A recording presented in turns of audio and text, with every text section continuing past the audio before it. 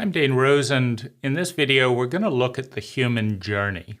And one of the challenges of human consciousness is that it's built on language. And language is the process of taking the whole, taking the one, and dividing it into pieces. It's creating a puzzle.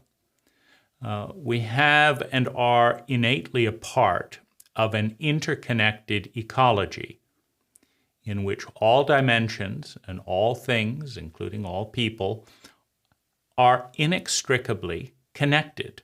There's absolutely nothing that we cannot unravel and ultimately find a connection to everything else. We start with this turtleneck. We immediately emerge in the field of the cotton industry.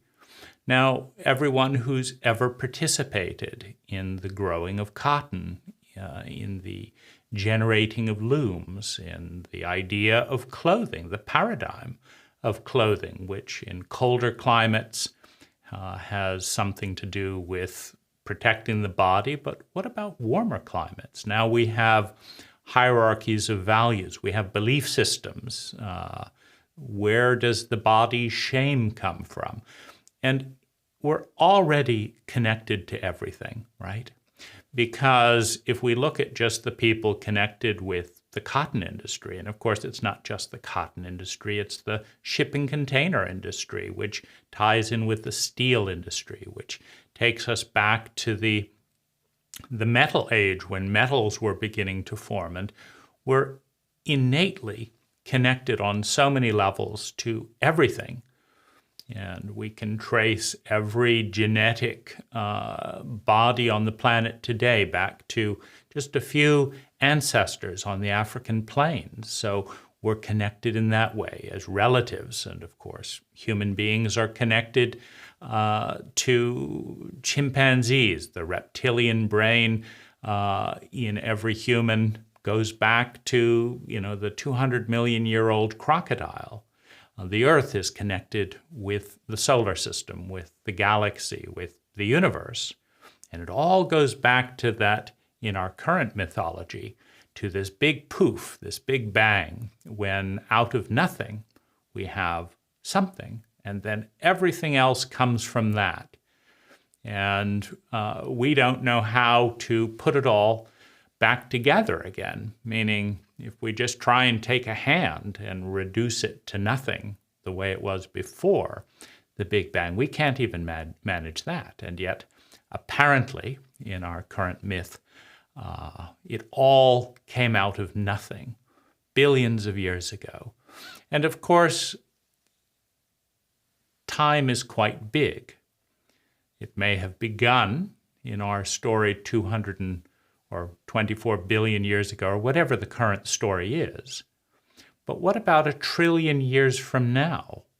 Will it have all disappeared into a black hole?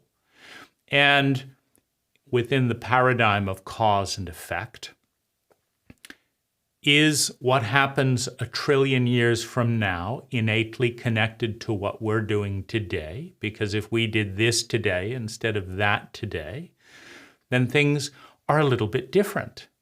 And if all things are connected, then what does 1 trillion years look like if we become a barber versus a veterinarian, and this animal is saved and becomes part of the genetic pool rather than not? And what is the difference if we become multiplanetary? So there's a tremendous amount of interconnectivity. All space is linked. You can't just take a chunk of space out. You can't just take, Utah out of the United States and still have the various states around it function as if they interconnected with Utah. You take one state out and all kinds of strange things happen. Rivers fall into voids, and then where does that water go? And so we're very, very deeply connected. And that's the deepest truth, is our interconnectivity. But we take this one, we take this whole, and we cut it into bits. We say that this is up and this is down. Now, why is it up and why is it down? Why isn't it just one? Why isn't it just is? Because we said so. And how did we say so? We said it with language. And we look through the lens of our fragmentation generated by language. We create the fragments. And we create it with boundaries. We say this is a finger. It's not a finger. It's part of the interconnected whole. This finger doesn't work without gravity. It doesn't work without water. The water comes from somewhere else. The water from this finger was drunk. Where was it drunk from? So it's not really a finger. It's part of an interconnected ecology. But we pretend it's a finger, and we cut the world into pieces with language. And we've made so many specialties and cut the world into so many bits. We've cut reality into so many bits. We've divided it into thoughts and feelings and actions. But is that real? How do you get an action without any thought and without any feeling? The feelings, the thoughts motivate the actions. The actions generate thoughts and feelings. So if one is interconnected to the other, how do you say that the thought that produced the action is separate from the action it produced? It's not separate. We're just making this up. We're cutting reality into an ever-expanding number of bits so that we can understand it, because human consciousness is based on distinction. It's based on contrast between one word and another word, through which it appears that there are separate bits relating to separate bits as we perceive them through language. And you take away all that language, and there's no more language of joy, and there's no more language of pain, and there's no more language of up, and there's no more language, and then everything is. Everything is. And when you have the identity, the identification, the sense of I is all that is, then you don't have dynamics such as love or betrayal. You have interconnectivity, right? You can't say, he did this to me, when there's all there is. You say that this did this to this, but when there's no distinction between doing and thinking and feeling, you just say that everything is. And this part of everything that is, if we look through language, is doing this to this part of everything that is. And if you identify with all of it, it's just like this maze. And it's not a maze if you don't break it into bits. Everything is. But we have broken it into bits, and like a very complex puzzle, it becomes challenging to know what to do with all these bits. How do they fit together? How does this thought fit with this thought? How does this Eastern philosophy fit to this Western philosophy? And we can put the puzzle pieces together crudely. I'm going to push this in. It doesn't quite fit, right? Most of our human systems, because our language is not complex enough, because our processing capacity, our bandwidth is not big enough for the most part to have a complete picture of anything, we're always changing. We're trying what happens when we put this bit and this bit and this bit. Well, we get this. Does it fit? Well, let's not talk about that. In the scientific community, one of the interesting anomalies is that the speed of light is not actually what we are told it is. If you measure the speed of light over 100 years from different points on the planet, it's different, but it's supposed to be the same. So they've just picked an average because it's supposed to be a constant. And so we'll just say it is, even though when we measure the speed of light, it's slightly different from, if we measured it this time versus this time. It seems like it's sped up, it slowed down, it went this, but it's constant, right? So we try and compile reality from all these bits, and we often get lost. If this is true, then this must be true, and if that must be true, and then that. But this doesn't feel very good. And where do we go from here? So we go back to the drawing board. Well, what about this? What if God didn't create the world in 7 days, but this evolved into this? But that's not fitting very well. We've got new data, right? The world is a very big place with lots and lots of bits that we've refracted by language. And so how do we make sense of it all? How do we relate to the larger portion of ourself? Because when you understand that the only thing that separates you, from this, is language, is the idea that this is a this person, and this is a this person, and this is a this person. When you understand that these supposed individuals dissolve with the awareness of interconnectivity, meaning that this individual got water from the same place that this individual. All these individuals are getting water from the earth.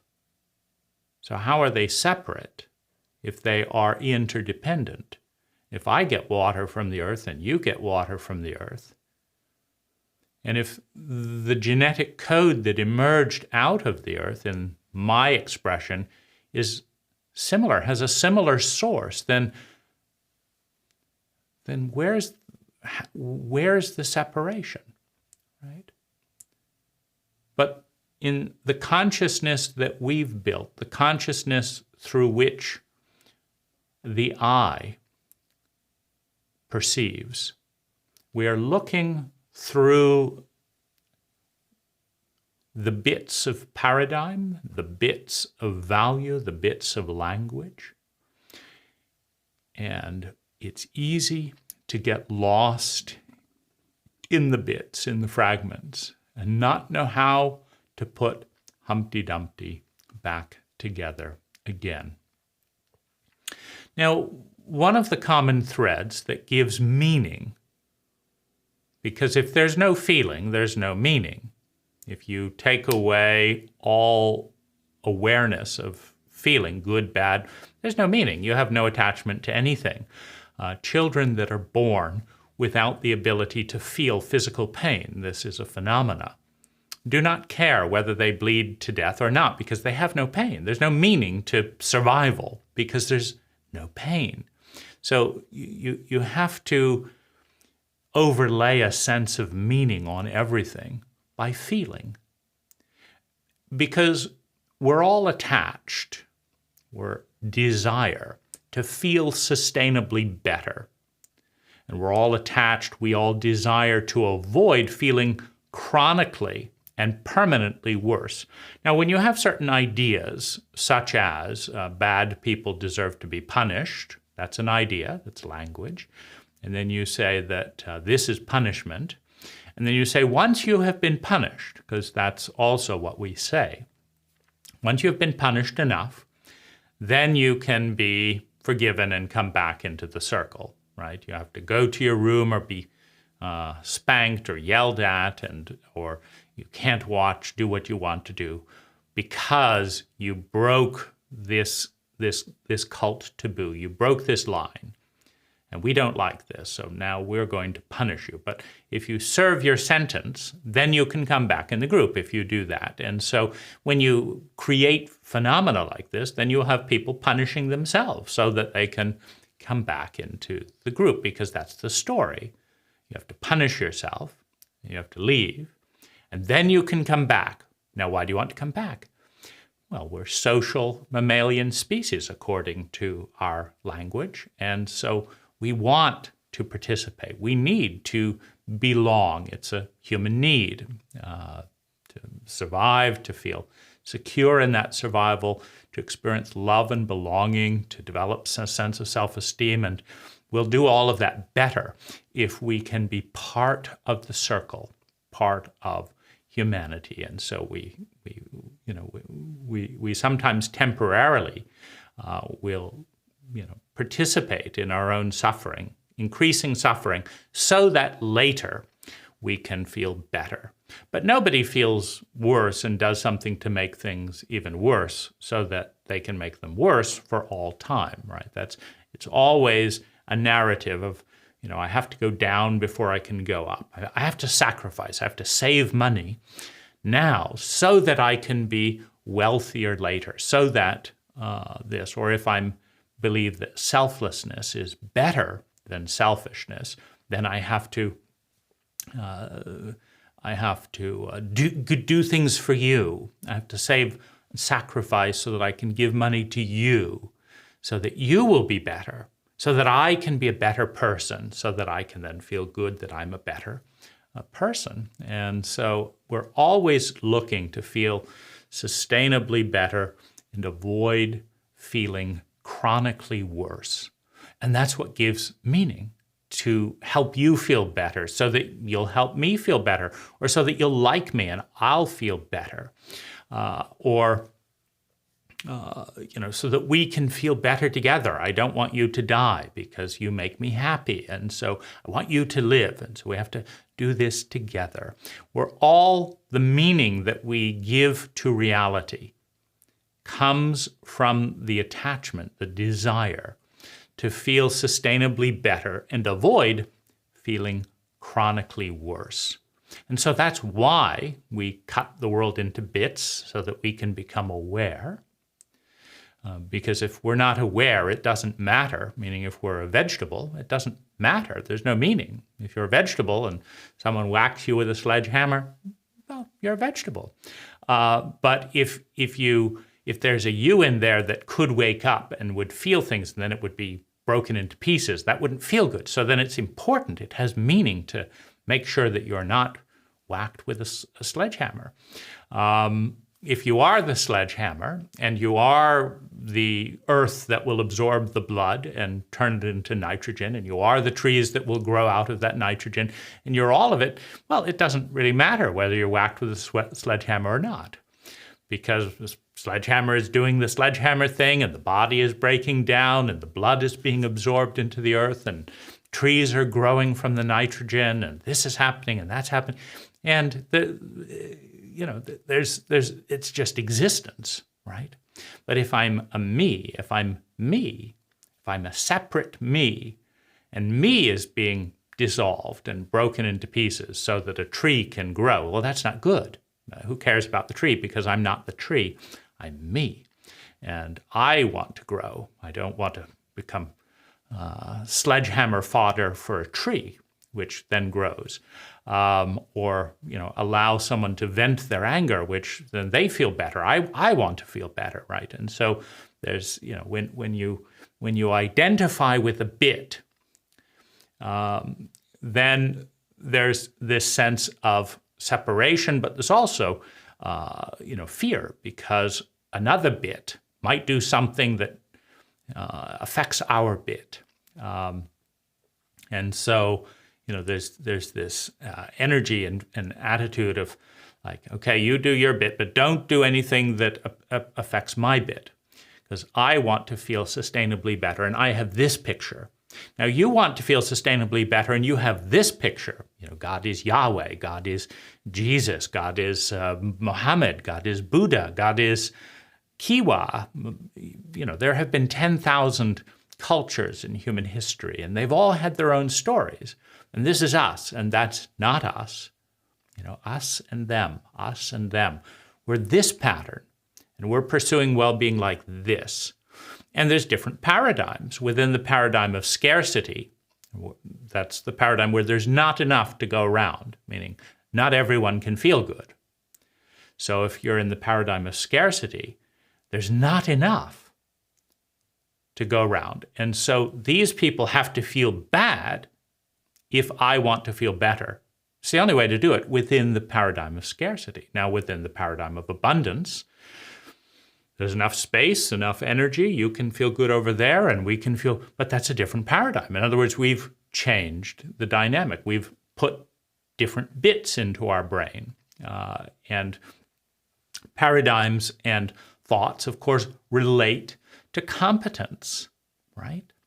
So we're going to look at how to put these bits back together. One way to put them back together. And the meaning is every human being in the history of humanity has wanted to feel, what? Sustainably better, and has wanted to avoid feeling chronically worse. Well, what is worse? Isolated, lonely, unwelcome, insecure in survival. For the ego that's feeling separate with everything, this is the worst imaginable thing. I'm shamed, I'm isolated, I'm lonely, I'm insecure, I'm in pain, and I feel powerless. I don't know how. I want to feel sustainably better, but it's pointless. I'm innately bad. I mean, that's a pretty difficult bit, because for something to be innately good, you've got to cut the world in half, and then these things are innately good, and then these things are innately bad. Well, if bad things deserve to be punished, and you combine the thought, the belief that there are innately good things, which means there must be innately bad things, and good things should be rewarded and bad things should be punished. Well, if you get stuck in the belief, I'm innately bad, and bad people deserve to be punished, and all the big people around me are bigger than me, I'm powerless. Well, now you're in the absolute agony of the isolated individual, of the ego. There's no way out. And so what do you do when there's no way out? I'm just stuck here feeling terrible. I want to feel good, but I'm stuck here feeling terrible for all eternity. Well, that's not fair, is it? What? No, I can't do it.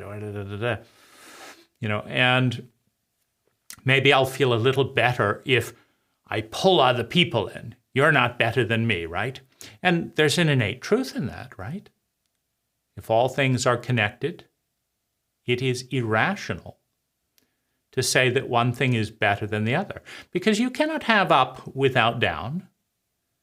Those are two words. Up doesn't mean anything unless there's a contrast. You cannot have good without bad. Those are two words. Whenever you take the one, the circle, and you cut it in half, well, the first obvious consequence within a scientific paradigm is that each half is equal. It's not a half otherwise. When you create polarity out of unity, you cut the one into two. The polarities are always equal. If you cut an orange in half, if you actually cut it in half, each half is exactly equal. Otherwise, you didn't cut it in half. And certainly when you're dealing with abstractions, black and white, these are on infinite continuums, of course. So how do you work with this? So if you cannot have one part of a polarity without the other, if they're interconnected, you can look at the rescuer-victim perpetrator dynamic. The hero cannot rescue a victim if a perpetrator doesn't victimize the victim. The victim cannot be the victim, and the perpetrator cannot be the perpetrator, right? So if you're in the paradigm of perpetrator, victim, and rescuer, if you want to rescue somebody, they have got to be victimized. Otherwise, you can't rescue them.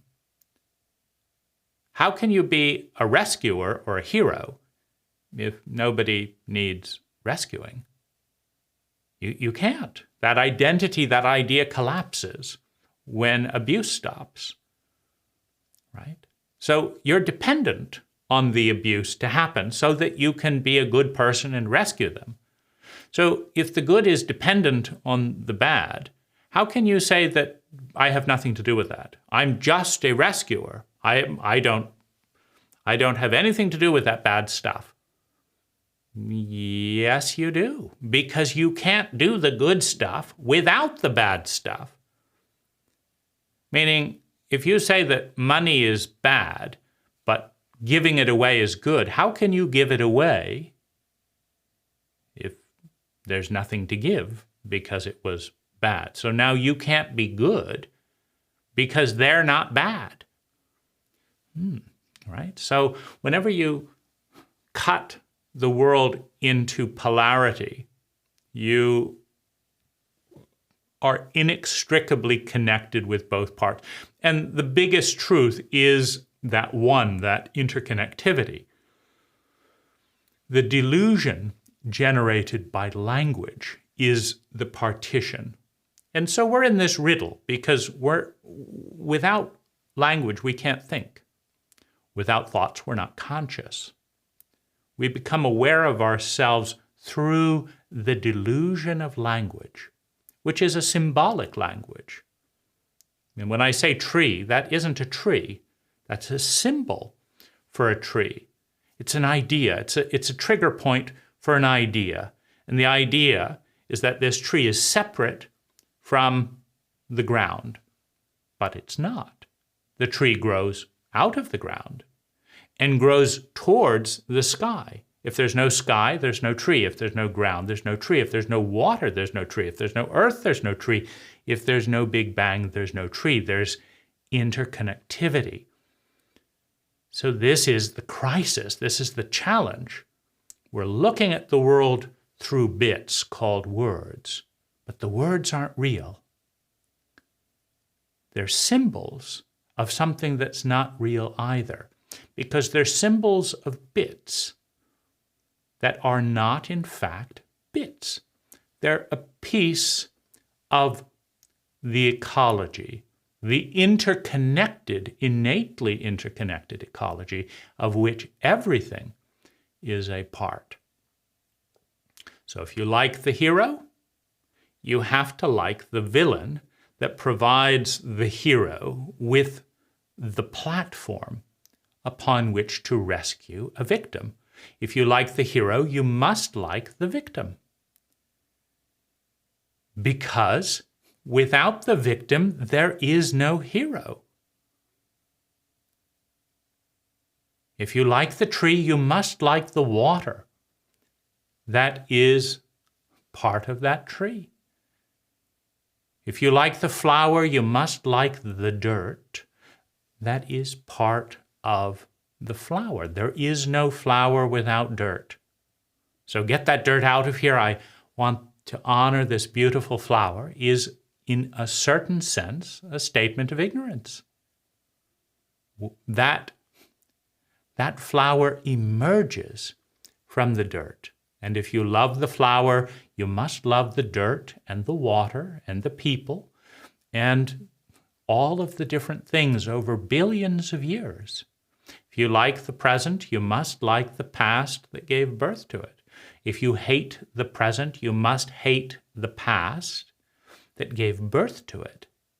If you hate the one, you must hate the all. Because without the all, there is no one. Without the one, there is no all. If you hate yourself, you must hate the world, if you're rational, because you emerged out of the world. And when you look at the fruit of the world, which is your sense of self, this is me, my pattern of thinking, feeling, speaking, doing, and being, that's identity. I, that's me, identity, pattern. It's my frequency. And I think this and you think this, so we're separate. But we're separate growing on the same log. We're mushrooms coming from the same tree. We're using language to differentiate ourselves. Say, I think this and I think that. By looking selectively at this, I'm going to look at this thing and say, this proves that this is true. And you look at this thing and prove that this is true. But we're both emerging out of the English language. And if you despise yourself, you must despise the one out of which you emerged and of which you are innately a part.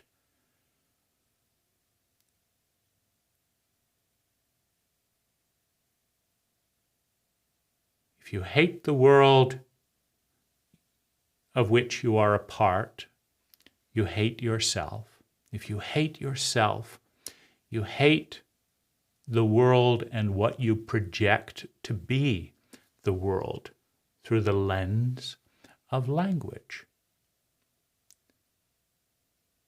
As above, so below. As within, so without. But we're in the state of the journey of looking at the world as pieces through the lens of language, which is the technology of taking the one and mathematically, you take this amount of space. This is an infinite amount of space until you cut it into bits, right? First bit is you say this is a bit, and then you say this is a bit. And then you have to decide how many bits. You could just say this is a bit. This is a qubit, shall we say, right? A winch, an inch, a meter, a seater. This is what it is. It's the space between this illusionary particle and this, right? Now, how many bits do you want to cut this into? 1 million, 1 billion, 1 trillion, a gazillion, or just call it one? You've just taken this one, which is part of a much larger one, and part of a much larger one, and you've rather arbitrarily with mathematics cut it into bits. I think I'm going to make an inch. Well, then how big is an inch? Well, it's this big, okay? So how many inches in there? Well, there's 12 inches. Well, what about centimeters? Well, now it's different, right? You just made all that up. So we cut the one into bits with mathematics, and we cut the one into bits with language. And we become conscious as we look through the mathematics, through the language, and we see, to a large extent, what we've generated with the observing and measuring devices that we're using. Because we also have rather arbitrary measuring devices in our senses. The nose does not measure the full spectrum of smell. Dogs can smell things that humans can't. So it's not a nose. It is an observing and measuring devices for certain types of energy in certain amplitudes. These are not ears that hear all sound. They hear things we call sound within a certain amplitude. And if you get above that or below that, you're not aware of it. Is it not there because you couldn't hear it? What about dogs? They heard it. What about an animal that has not evolved yet, but is a probable animal that can see and hear and taste and touch 10 times more than any animal on the planet today? What if one of the billion life-affirming planets that we've now said are there, like 50 years ago, there were not a billion life-affirming planets in the universe? You ask the experts 50 years ago, how many planets out there support life? Some of them would say none. We're the only one. Now it's a billion. Now, what about 1,000 years from now? Will it be 1 trillion? Will there be 1 billion universes with 1 billion life-affirming planets? We just make it up. We look through our devices and we see this, and then we look through this device and we see this, or sometimes we don't want to look at the device. The Catholic priest, when Galileo said, "Please, sir, look through my telescope and tell me what you see," he said, "No, I don't want to doubt the book. I don't want to doubt this observing and measuring device by looking through yours. I'm not going to look through it because that would show that I didn't have faith in the book." Well, we all choose what to look at and why we're looking at it, right? So, in some way, we play a large role in the reality that we perceive and create, because the reality we perceive determines our actions, which impacts and determines a lot of the reality that we create. So, on this journey, what are the vectors, or what are the different angles with which we can look at this journey? Because it is a journey, and we're driven. We innately want to feel better. We want to avoid feeling worse. And so,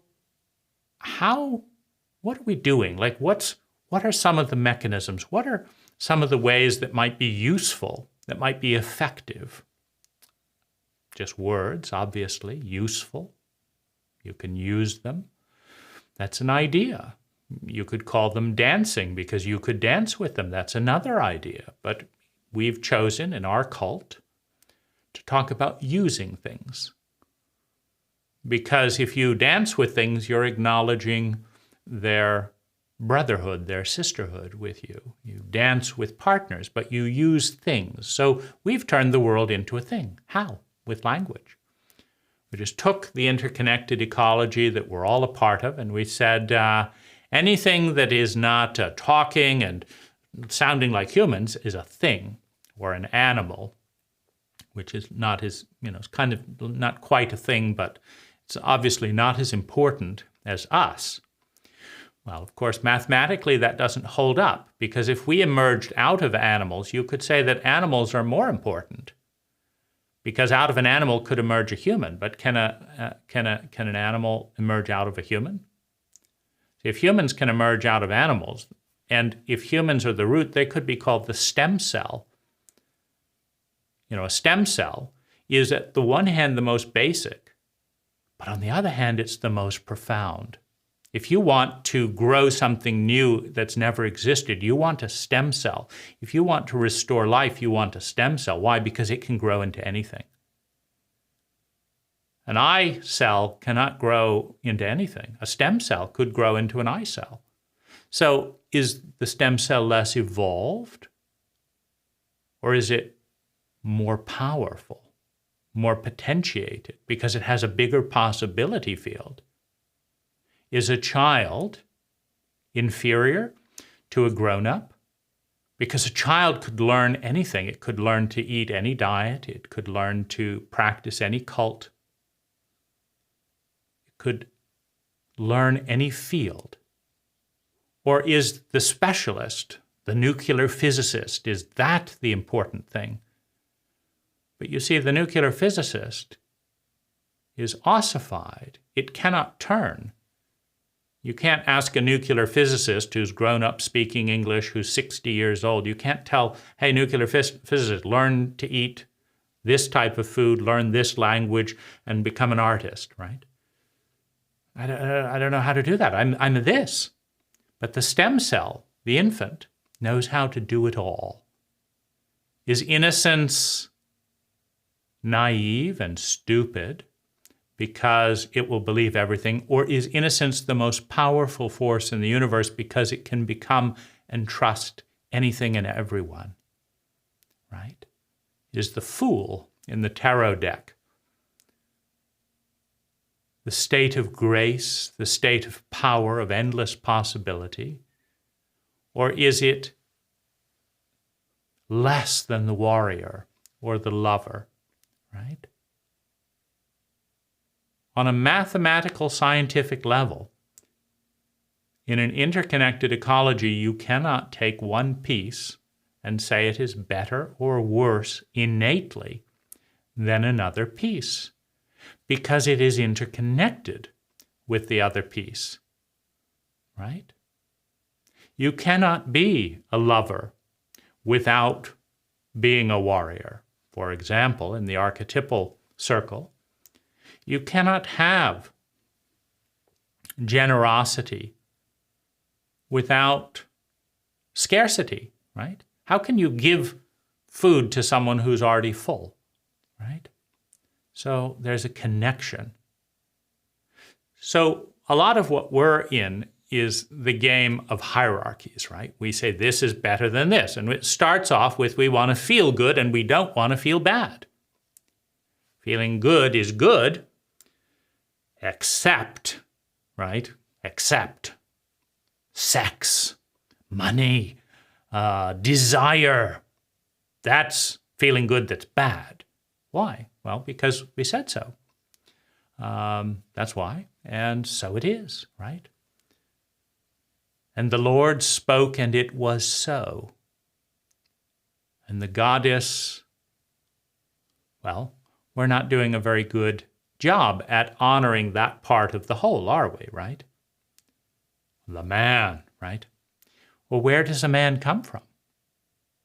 If a man emerges from the womb of a woman, and the man is so important, doesn't that make the mother more important In other words, mathematically speaking, if you say that the golden egg is worth $1 million, and here's a goose that lays the golden egg, isn't the golden goose worth more than a given egg? And so if men are important, aren't women more important for giving birth? See, none of it makes any sense on a scientific, rational level. It only makes sense on a cultural level. We agree to mass delusions. We agree to emphasize this and de-emphasize that, despite the data. And that's part of our riddle. That's part of our riddle. It's one of the reasons it's difficult to go on the journey, because when you believe the delusion that this bit is better than this bit, you're starting out irrationally. You're starting out of touch with the reality of the one. So that's a broader context. And are there better and worse ways, given that we're in the paradigm where this is better than this, and where we don't fully acknowledge the interconnectivity of one with the other? Are there better ways to put things back together? Because that's, of course, the game that we're playing. What's the best way to put all these pieces that are not really pieces back together so that we can feel better and not feel bad? What's the best way to do that, right? We're all interested in the best way, because the best way is better than the worst way. And so that's what we want to know. We're all looking around to see who's got the way, right? Oh, that's the person, right? Look at all that sex. Look at all that money. Look at all that, because the cult says that this is more important than this, and that person has a lot of it. And so let's learn from them. Let's do things their way. That's the best way. And then when we find out that there's some thing that we didn't understand or whatever, that this is connected to this, oh, then that's the wrong way again. And we have to find a new way. The right way, not the wrong way. So what are some of the pieces of the puzzle around this phenomena of well-being? Because the continuum of well-being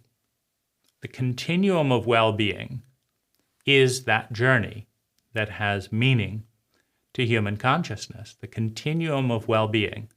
So on the top of the continuum of well-being, we have conscious, sustainable fun with mastery, which correlates with abundance, right? We have conscious, sustainable fun with mastery that correlates, of course, with abundance, because it's not fun to have scarcity. It's more fun to be free than it is to be trapped. It's more fun to have pleasure than to have pain. It's more fun to be conscious than to be a vegetable, right? So we're looking for conscious, sustainable fun with mastery. That's the high level. And it becomes a self-referential loop up there. You know, when you think of freedom, for example, on this continuum, because down here you have powerlessness and fear and traumatic pain and isolation and shame and undeserving and, you know, just being left behind and out of the circle. Up here we have conscious, sustainable fun in abundance, etc. We have that. And so, you know, that's bad because it's bad because I don't like it, right? Well, this is good because it's fun. And it's fun because it's fun, right? You know, love is more fun than self-pity, if you can pull it off sustainably, right? Love that's going to be betrayed, right, isn't more fun. But love that just feels great is great because it feels great, right? So you have this self-referential loop up at the top. Power is important. Why? Because then you can do what you want. Why is that good? Why is it good to do what you want? Well, because then I'll do things that feel good. Why is that? Why do I want? Because it's fun to feel good, right? It ends up in a loop. It's fun. It's more fun to have fun than not to have fun. It's more fun to be powerful than to be powerless, unless you're in a cult that says that power is despicable and power corrupts you and you're bad and you're to blame. If you have power, you're to blame. We don't have any power. We're not to blame.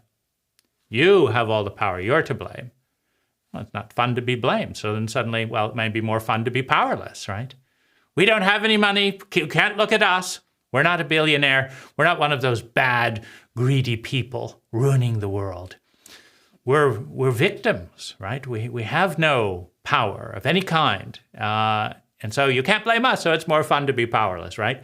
But that only, if nobody is willing to be powerful and own any competency, then that's not very fun either, because the world falls apart. Like, drive the bus. No, I don't have any power. I don't, and I'm not going to be involved with fossil fuels. Well, then pick the vegetables. No, I don't know anything about vegetables.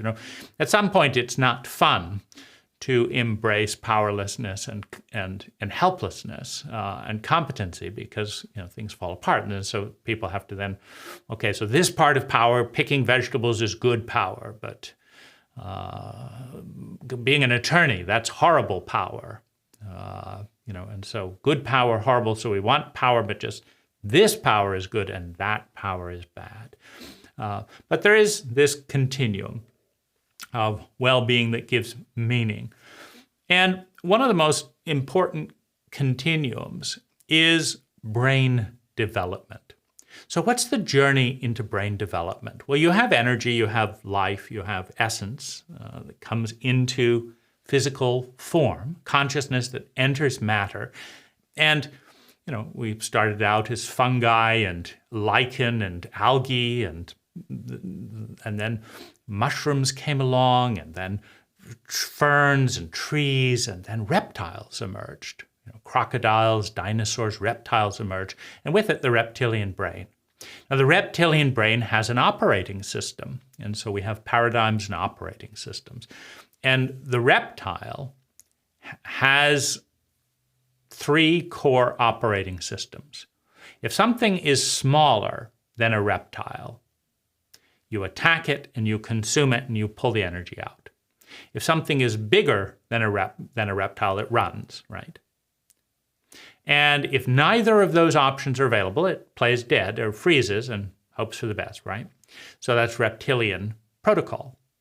Feed on what is smaller. So rape children, rob old ladies, steal from someone who can't defend themselves, manipulate this person, manipulation, all of this. So you have reptilian thinking. And that's how crocodiles evolved. That's how dinosaurs, attack what you can win. When you can win in a fight, attack. When you will lose in a fight, run. And when neither of those options are available, then freeze, do nothing. Reptilian thinking. And then we have the rational brain. Over millions of years, reptiles slowly evolved into mammals. Mammals slowly evolved into, chimpanzees, and somewhere in that mix, the human animal, the human being, starts becoming aware of patterns. Becomes aware of patterns and wakes up through language, through sound, to become aware of itself. And now we have the rational sociopath, because a sociopath attacks what's smaller than it and runs from what's bigger than this out of fear and to survive, right? So the sociopath is, crocodile will attack a 5-year-old more than it will attack a couple. Now you'd say that's so unkind. Yeah, because you're looking through the empathic brain. So you have the rational brain, then you have the reptilian brain, you have the rational brain. Now you get really good at being a sociopath, right? You can see all kinds of patterns and, I could exploit that weakness over there. I could do this, right? So within the reptilian brain and the rational brain and the pairing of the two, you have the sense that might is right. Why is might right? Because the core drive, if you look at the hierarchy of human needs, is to survive, right? And the dictate of survival without empathy within the reptilian paradigm is that in order to survive, you have to attack things that are smaller than you and consume their energy so that you survive. You have to run from things that are bigger than you that would consume your energy, otherwise you die. And if you can't run or attack, well, the most intelligent thing to do is to conserve energy and freeze. Show you're not a threat, play dead, but also just conserve energy. Because if you are out of control, you can't outrun, you just go limp. Well, whatever happens, you'll have more energy to survive after the encounter, or maybe the encounter won't happen. Maybe you'll hide effectively. And so you have fight, flight, and freeze. And this evolves competency. And so what's happening in the evolutionary continuum, what's happening is that all the creatures that become animals on the planet are all in this fight, flight, freeze dynamic to see who's the most competent, right? So we're now on the competent continuum. Because the most competent reptile manages to run away from everything that could hurt it, or freeze successfully, and manages to consume all the things that it could get energy from. And then it grows fat and full of resources and has offsprings, and then they grow, and then they grow. And what happens in this tension between the reptilian program is all the animals on the planet, or many of them, are all learning to run faster, learning to fight better, getting better teeth, trying this, trying that. They're evolving towards being more sophisticated and competent sociopaths. Because that's what and then when you become human, the rational sociopath, and say, okay, this tiger, I'm gonna throw a rock over there. So the tiger looks around. Then while he's looking around, I'm gonna throw a spear at him, right? You see, the tiger can't figure that stuff out. It doesn't understand physics, but the rational brain is a neutral brain that is a pattern analyzer.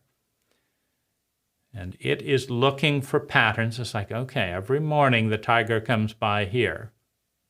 Okay, let me watch. Okay, come morning, come. Okay, I can expect that tomorrow morning the tiger will be here. Now, what's the point where which am a smaller human body than a tiger, could have the advantage? What if I tipped a boulder right at this point and it rolled down the hill and the boulder was bigger than the tiger? But we could work together, right? Now you have collaboration. You have rational self-interest, enlightened self-interest, where you're a sociopath, I'm a sociopath, but we'll both get the tiger, right? And then we'll divvy it up. I'm the bigger one, so I'm going to take the best meat, of course. But we'll get the tiger together. So you have collaboration emerging as a rational sociopath, right? So now you have the ability to combine things. I could cut this tree and drop it. And I could cut this tree and drop, and then there'd be a dam. Then I wouldn't run out of water in July. I hated having to walk 50 miles down to that well. What if I cut these trees and then they stop the water and I put some mud and dammed here? Look at the beavers. They're doing that. I'll do that better than the beavers. And I'll use stone rather than teeth, and I'll do that, right? So you have the development of the rational sociopath, which becomes more and more competent, right? Now, the trouble with efficiency when you're in an interconnected ecology is if you become so efficient, it is the phenomena of cancer. Because the cancer is much more efficient than human life cells for the most part, right?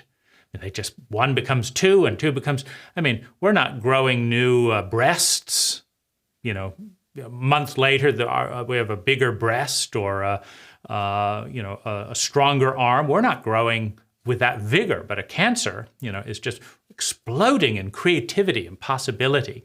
Well, when any one organism in an ecology explodes in efficiency and, meaning becomes bigger and bigger population and more effective at consuming energy out of the ecology it depends on, you get the phenomenon of cancer, where the cancer grows and grows and grows and grows, and it's so excited, and every day is like, we took over more of the body. It's wonderful. Just keep it up, growing, growing, growing.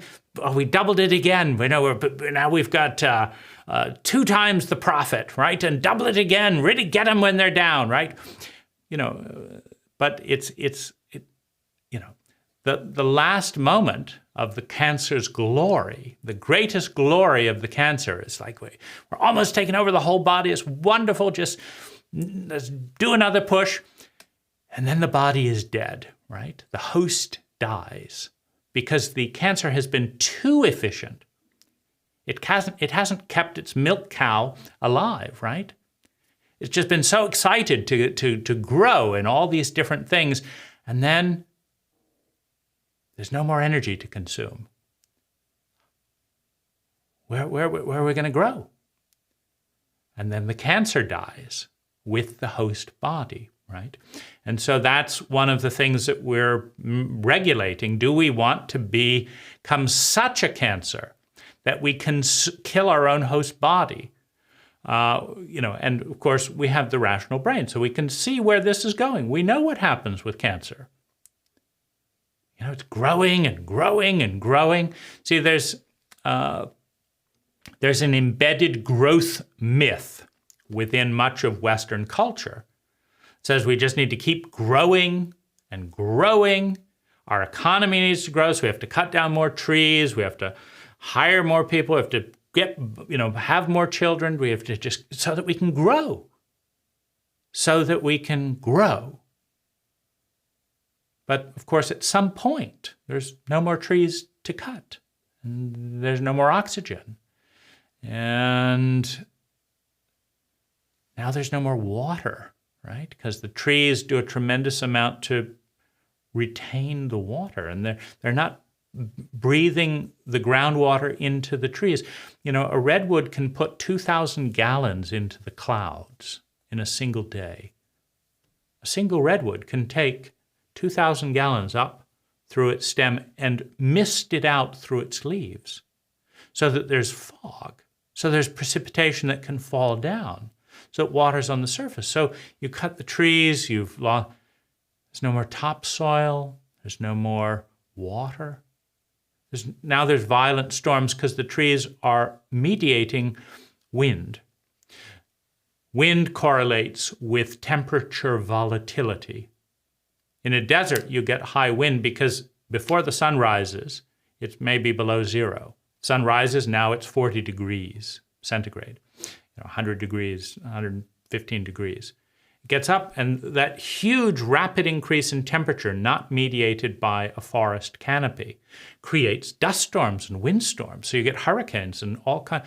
The more deforestation and loss of vegetation, and the more you have blacktop and stuff like that, well, the more wind volatility. And life likes a balance. Nature likes a balance. So what happens with all that wind volatility is, well, the buildings get knocked down. You deforest and expose, create too many mudslides, and the town you built deforesting the mountain is then washed away in the mudslide. So there is a kind of a counterbalance. The more you go to one extreme, the more you go to the other, right? And so, but the question is, can the rational mind regulate that fear and greed that is the reptilian protocol? Fear of not being enough, of losing, and that greed, I want more, I want more. Well, if a cancer is too greedy, then its host body collapses. When its host body collapses, it dies almost immediately. And of course, that's a bit of evolutionary development that isn't working very well, at least for the cancer. Then life continues and grows new bodies that aren't as cancerous, and life goes on. But if there's 1 trillion years in the future, life is not dependent on whether humans figure out the cancerous riddle before they collapse their ecology and are reduced to the dinosaurs. I mean, if that happens in the next 1,000 years, well, life isn't stopping. 1 trillion years from now, there will be new life forms, new life forms, new life forms. And some of them will get it right because life is making a very large bet. Life is not taking any chances.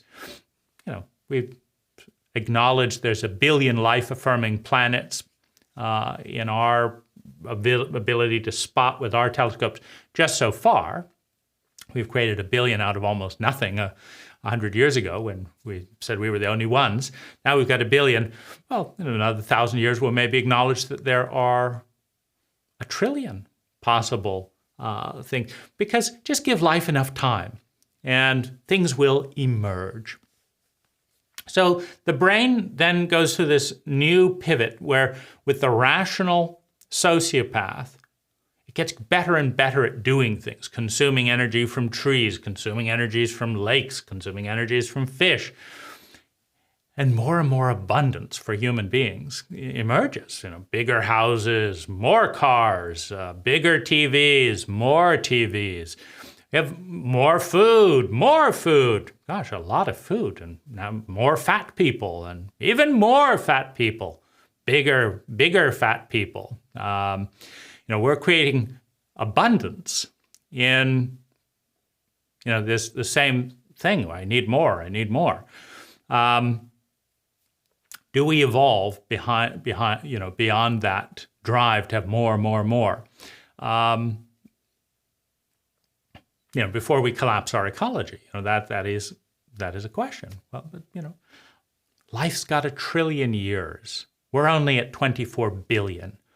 In another 100 million years, life will come up with other patterns of energy because life has been creating stuff out of nothing and more stuff out of nothing and more stuff out of nothing ever since its beginning, right? Starting with this energy the size of a pea, according to our scientists, and then it was bigger than a pea, and then bigger than that, and then those combined and created this and created that. Life has been creating stuff. Possibility fields that just keep expanding. It's been doing that for 24 trillion or 24 billion years. How about 24 trillion years? 10x, 100x, 1000x. What will life be up to in 1 trillion years? Regardless of whether we're here to witness it in anything like our current form, right? But that abundance reduces fear and reduces pain. This is very important for the next brain development. Because when pain and fear subside, the reptilian brain gets less blood, right? Because the reptilian brain develops and responds to other reptilian brains, other sociopaths. Sociopaths produce sociopaths. But after you have 3 cars, 3,000 square feet, 1,000 records in your record collection, 1,000 DVDs, 1,000, your porno collection is more than you could possibly imagine. At some point, there's a diminishing wave, right? There's like, I can't really believe that the next step is one more album, right? That's how I'm gonna. No, you start. Oh, there's other people out there. There's other people amazing. So as we meet our own human needs, survival, security, love and belonging, self-esteem, developing our talents, bringing our talents abundantly into the world, creating abundance with our talent, we then want to be part of something more than us, right? So we begin to we come in and feel separate and behave, in this sociopathic way.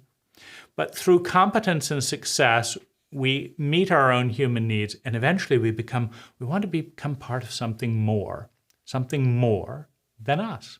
We yearn to find the one again, to become part of something bigger than ourselves, a family, a community, a country, a species, a purpose, a sense of divinity, something bigger than us. It's lonely. Just having more money so you can have more money, so you can have more money for it. Your pleasure tapers off. The third Lamborghini does not bring as much pleasure as the 6-year-old's first look at a Lamborghini. Oh, wow, wish I could drive that car, says a 6-year-old. And so you save up your $300,000 and do this and do that, and it feels good. Yeah, and then it diminishes. Or maybe I need another Lamborghini, right? It eventually, you learn that materialism has its limits. I want something more, and that's when becoming part of something bigger than ourselves is a need. It is an innate part of evolution.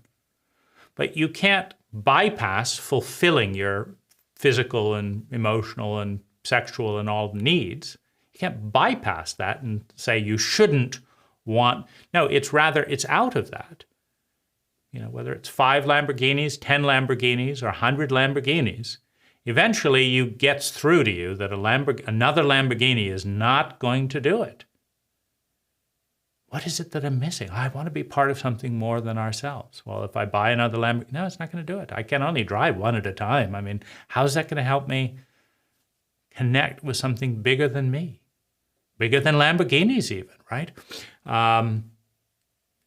So how do I, well, you move through it by by developing competency, by creating abundance, and then learning that physical abundance is it. There's only so much food. Really? I can't eat even more? Yeah, you can try. We're doing it. We're making an effort to eat more food. But, is it really another piece of chocolate cake? The third piece, is that really going to taste as good as the first? The second? That first bite of chocolate, so good, right? Yeah, but, 3 pieces later, it's feeling a little sickening, isn't it, right? I mean, but we're looking for something more within the limits of a chauvinistic, materialistic cult. Part of that chauvinism is the outer world is so much better than the inner world that it never occurs to us within the paradigm of chauvinism to look inside and cultivate that.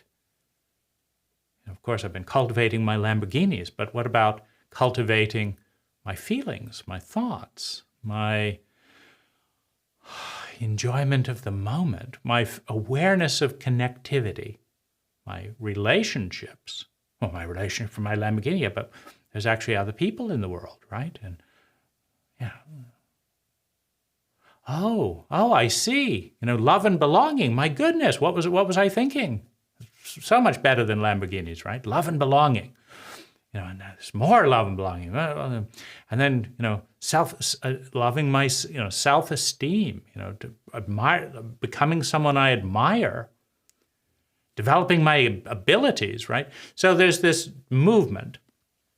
And the movement, as we open up into well-being and become part of something bigger than ourselves, is empathy. First fear and paranoia and all that, but then empathy, right? We become part of something bigger than ourselves. We care. I see the me in you, so I feel for you the way I feel for me. Like, I had a mother like that. Oh my goodness, God, I feel for you, right? And we move towards empathy. Now, empathy is the exact opposite of the reptilian protocol. Because in the reptilian protocol, you attack what is smaller than you. Why? Because it's easier meat. But within empathy, you give to what is smaller than you. out of compassion, right? So you have the movement from the reptilian brain to the empathic brain, out of abundance, out of confidence. So what we're tracking the movement of the brain with the movement in our human needs. Our first human need is to survive. In a sociopathic environment, fight, flight, and freeze are the most competent survival mechanisms. Then the earth trains the most competent reptiles. The most competent sociopaths live. The other species die. So you get more and more competence, which is moving towards consciousness. You know, if you have a sluggish, slow tiger, he doesn't catch a gazelle, and he dies. And the sluggish, slow tigers of his lineage die with him. Only the fastest tigers catch the gazelle and have a pride that keeps growing. And so speed evolves. Only the fastest gazelles outrun the fastest tigers. And so the fastest gazelles become the new herd. And so in this competition, it's like two tennis players. They both make each other better. Trying to win, beat the other, makes both better at what? Gathering resources, becoming self-aware, using technology, genetic development. So you could say that the reptilian's job is to generate survival through superior competence. And so life is producing an abundance of competence in which only the most successful and intelligent species remain. Now, the more successful and intelligent the species, the more abundance is created for that species. It takes less and less energy to create more and more abundance. You know, a human presses buy now, and food shows up on the door 24 hours later from Amazon. That's pretty efficient, right? If tigers could do that, tigers would have taken over the planet. You know, buy now, buy now, buy now, have another gazelle delivered. But you also have, you know, when you have superabundance, you create incompetence, right? I don't know how to fix a car. I just tell my car mechanic to do that. I don't know how to grow food. I click buy now, right? So you have a deterioration in competence as you have superabundance generated by competence. And so this is the rise and fall of civilizations. You know, the Romans get, you know, competent with road building and marching and stoicism. And then they get decadent, laying around with their palaces and, you know, getting fat, you know, with their grapes and all that stereotype. So, you know, then, you know, how are they going to win a war, right? You know, if there's still in a sociopathic framework of might makes right. So you have, you know, the decline. On the other side of the abundance generated by the competence, you have the children who, you know, are lazy and disoriented because too much was given to them, right? So of course, you know, so that's one of our, you know, our trends. But we also have, you know, the development of empathy. Now, the crocodile will attack the 5-year-old and leave the parents alone because the crocodile wants to win. And it's just a fact of physics that if you're a crocodile and you want some quick food, a 5-year-old can't run as fast as the big ones, and 5-year-olds don't have guns and da-da-da. So we'll attack the 5-year-old, says the rational sociopath of the crocodile instinct, right? But the empath is the exact opposite. Don't take it out on the 5-year-old. You are the parent. You should have looked after your children. I'm not going to hit a 5-year-old, but you know they throw rocks. My car is parked next door. You're going to pay for this, and I'm not going to take it out on a 5-year-old. You're the big one. So it flips, right?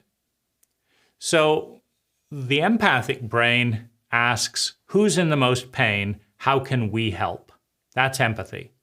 Who's in the most pain? How can we help? And as you move into more and more abundance, who has the best opportunity? Who has the most important thing going on in their life? How can we celebrate? You know, like it's about the big ones helping the small ones rather than the big ones feeding on the small ones. So you have a new operating system.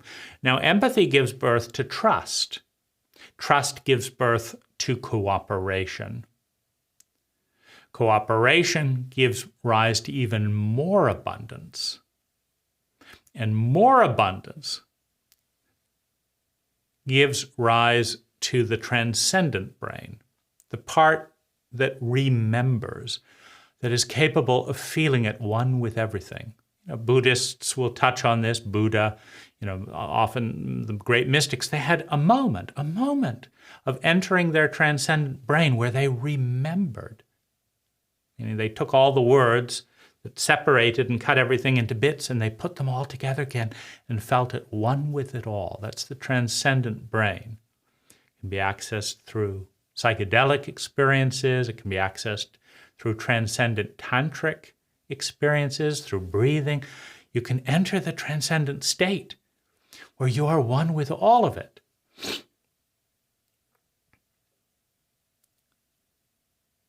But that comes from superabundance. See, trauma comes from scarcity and incompetence and takes you into the reptilian brain. So the human being is moving through its entire lineage from reptile to rational reptile, sociopath to rational sociopath, into a certain sense of empathy, and then perhaps into enough competence to generate enough abundance, enough survival, security, love, and belonging, self-esteem, in order to create the amount of abundance and safety and beauty and truth, and where I can have a moment of touching my awareness.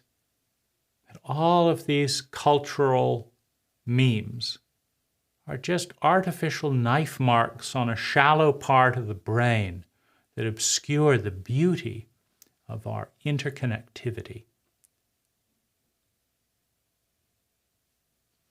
So this is the movement through brain development, is for energy to enter the human, the physical human consciousness and move from the alligator state to the rational alligator state to the empathic state, to the synergistic and abundant state, to the state of longing more than anything else to become part of something bigger than our isolated identity, the identity we've refracted with language, and becoming aware of our oneness.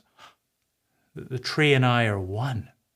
I breathe out and the tree breathes in, the tree breathes out and I breathe in, and we are connected. We are brothers, co-creating this diverse organism. I am a part of a planet, part of an ecology, part of life, so much bigger than myself. So we have the brain development, and of course, we're moving towards well-being. To feel at one in a state of superabundance with all that is the most ecstatic and amazing thing we can possibly experience. We're moving up from emotional state because it takes more and more competence, more and more healing, more and more loving to move into that ecstatic state. The paradigm is shifting from dog-eat-dog world, even though dogs don't eat each other, we like to blame them and pretend they do, to the paradigm of collaboration and co-creation, right? So the paradigm is evolving. Physical brain is evolving to keep up with that evolution, right? You can't make a crocodile feel empathy. You don't pet a python and say, "Oh, you cute little thing." If the python is hungry and the instincts align, they will eat you whether you petted them or not. Piranhas, you can't just jump into a pool of piranhas and send boundless love. They don't have the brain to transcend and be aware of their unity with you. And even if they do, they want to eat themselves in that case. So, they're going to tear you to pieces. And so, there is a physical evolution of brain development on this journey from being completely unconscious sociopath to becoming aware and then starting to feel empathy and feeling guilt and like, wow, I'm connected to this and I'm just eating myself. This is my family and I'm killing it. And this is my, I was like, oh, I feel guilty. It's like, what have I been doing? Because I now have an empathic brain that where the reptile in me, the sociopath in me says, this is the chance. That's a little old lady. She can't fight back. Just take the money, right? So easy, right? To be a rational reptile. There's no feeling. But it's like, oh, what would it be like to be an old person who's done this and then, stolen from by the younger generation she helped to give birth to. Oh, that must feel terrible. I feel so guilty for, selling, I moved her stock fund around to get higher commissions, and now she can't pay her medical bills, but I've gotten a promotion, right? I feel guilty. It's not right. I don't want to grow old and so now there's the tension between the rational reptile and the rational empath. Rational reptile, the rational empath. I don't want to do that, but there's not enough, right? And so the reptilian brain is bred to create enough competence, to create enough abundance, so that it doesn't have to be one or the other. It doesn't have to be like, she's going to retire and be able to do this, but I'm not going to get a promotion and I'm going to be a nobody and I'm going to do it. It's one or the other. So it's got to be me. As long as there's scarcity, the reptilian brain will dominate. But at a certain point but the reptilian brain creates competency through fear and through pain, which are teachers. Pain and fear will wake you up and get you on your game. If you're lazing around, whining, and I can't do this, and someone gives you a punch in the face, you don't have any time for whining. You're can I run? Gee, I'm getting too fat, aren't I? I'm going to run as much as I can. I've got to do this, got to do that. Pain and fear will develop and demand competency, will demand power. But that competency and power will generate abundance and success over time. And once you have abundance and success, it's lonely just staying a reptile, figuring out of fear at running everything. And so you long to be connected with someone who cares, who's an empath, which means you have to learn empathy. And so at some point, the competency and the abundance reaches a point of empathy. Well, as long as there's scarcity and fear, the bigger ones will primarily take from the small ones because they can. But the injustice of that, the anger of that, will motivate the small ones to get bigger and get back and succeed, and nobody's going to do that to me, and they'll become more competent. Once they become more competent, they can create more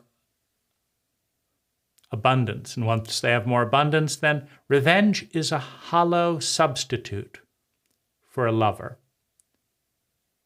I could have, but I could also be loved. It becomes possible when the competency reaches a certain level to create abundance, enough. How many cars do you need? How many bedroom remodels do you need? There is enough to be caring. But there is an evolutionary transition, and you feel better. It's more fun to be empathic with trustworthy people than it is to be sociopathic with reptiles. It's more fun. So it's inevitable. And competency is a necessary foundation for abundance, right? There's a tremendous amount of competence creating abundance, right? If you think of the person who invented the video camera, who invented YouTube, who invented lighting, who invented electricity, all of those have synergized to create a moment where I have the tremendous luxury to think about it and say, I'll make less money today. I'm doing landscape design and, make some hundreds of dollars an hour going out in the field, and there's always work to be done, but I'm going to make less money today because it'd be more fun to make this video. But it's leveraged on all of this other technology in abundance so that somebody can watch this video 10 years from now. That's superabundance. To turn conversing with one person at one moment in time, to make it more timeless and have 100 people watching, 1,000 people watching, over 20 years, over 100 years. I mean, this is superabundance. And superabundance creates more superabundance. And, there's the real challenge to conserve energy. And of course, it does conserve more energy. If you got in a plane and flew over to here and drove to my house, and that's more energy than watching a video. So out of respect for that balance, if anything becomes too efficient, it consumes its host body and dies shortly after. The cancer never survives the host. What makes something a cancer is its asymmetrical growth in relationship to its underlying ecology. If you grow more humans faster than you plant the trees that provide the oxygen for humans, and that's what we're doing, we're cutting down trees while we're producing more humans, that's cancer. Well, the more you do that, the more toxins in the air, the more people die of cancer. You have a microcosm, you have a macrocosm. But if you plant and grow more and more abundance as you grow this, if you ask your partner to touch you in a certain way, love you in a certain way, but you give her more joy, more love, more resources, more pleasure than you took, you've got a sustainable relationship where she has more to give you the next time and the next time. That's sustainability. That's why conscious, sustainable fun with mastery is the end goal. That at that point, you see, there is an endless amount of energy in the multiverse, in the universe, on this planet alone. In the energy in these atoms of one finger, there is an endless amount of energy. There's certainly more than we could possibly know what to do with. The question is how competent we are as individuals and as a culture to extract that energy and transform it into sustainable fun. If we knew how to do it, we would. We're learning through pleasure and pain. They are our teachers. We are learning how to have conscious, sustainable fun, which includes success. Why? Because it's more fun to be successful than it is to fail. It's more fun to be abundant than it is to be in scarcity. It's more fun to be balanced than it is to be lopsided. It's more fun to have fun than it is not to have fun. And so that is the instinctual drive. That is what gives life meaning, to create that for ourselves and for ourselves. And at some point, it is natural for the blossom to open, and we become more interested in the other. Because the other is a larger portion of ourselves. It's more complex, it's more diverse. An intelligent person who is competent and abundant, who has developed from the instinctive sociopath to the rational sociopath to the empath to the competent transcendent human being, is always interested in the other. Because the other is another face of the one. There is no other. And you are a far more interesting part of me than I am, because I already know myself. And you are changing, and you, and you, and you, and you. This is the journey. And it is like a flower. And the warmth that opens the bud is abundance.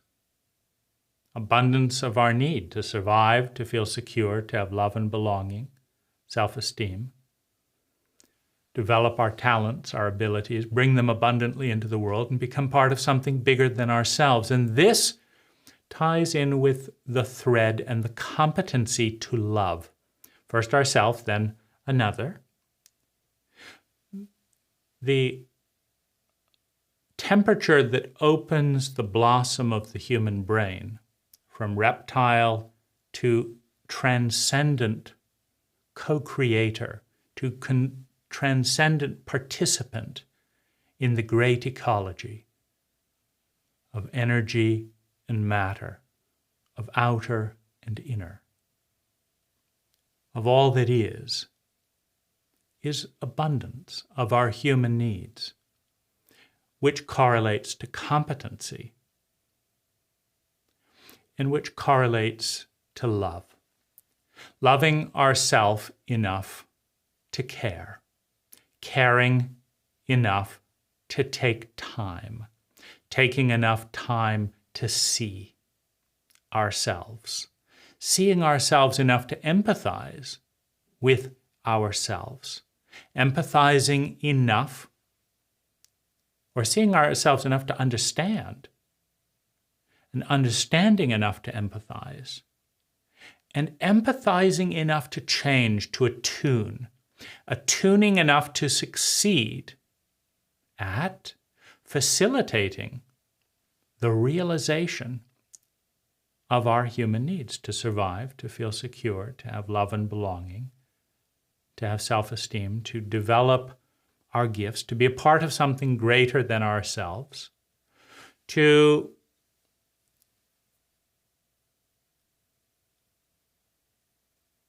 fulfill that, to turn outward from the self to the larger self. And if I love you enough to care, if I care enough about you to take time, because it takes time to see, if I take enough time to see you, if I see you clearly enough to understand you, if I understand you enough to empathize with you, and if I empathize enough with you to attune with you, and if I attune enough to succeed at helping you to survive, to feel secure in your survival, which means you have to learn to do it yourself. You can't feel secure in your survival when you're dependent, certainly at the level of scarcity we have on our current planet. So you feel secure in your survival. So you experience love and belonging for your full self, for all of your faces. So that you have self-esteem, values, ideals, principles that you adhere to and are proud of yourself because you live by these values, these practices that you choose, that you find beautiful, true, and good. And I support you in developing your gifts, your unique talents that brings abundance, that brings wealth to you and others. And bring those talents out into the world to bring and realize that wealth for you and others. And then celebrate your awakening to something bigger than yourself, to your own transcendent brain. Now we are as one. You look at me and you see yourself. I look at you and I see myself.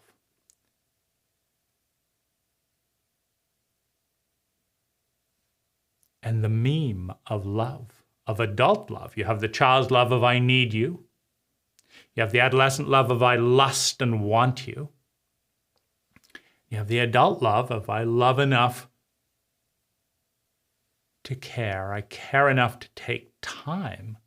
I take enough time to see.